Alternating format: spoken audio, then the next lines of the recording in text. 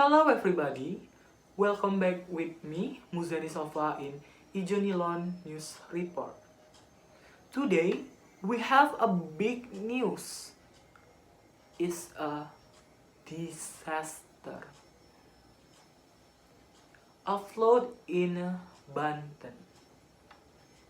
The flood submerged in the residential area and some of building school in Lebak, Banten, Tuesday afternoon. The students must take off their shoes to go to school. Heavy rain 3 days make the activities of residents and students disturbed, one of which is a junior high school one Rangkas Bitung in Lebak, Banten. Street floods of 30 to 50 centimeters make a student have to walk across to the puddle to school barefoot. Even so, the students are still enthusiastic about the learning. Impressive. He must a good and A+.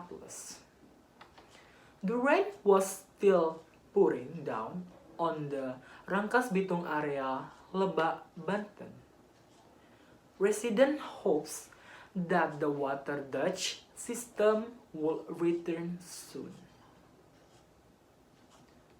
That's a big news from the Rangkas Bitung. Thank you for watching. See you on the next big news again. See you.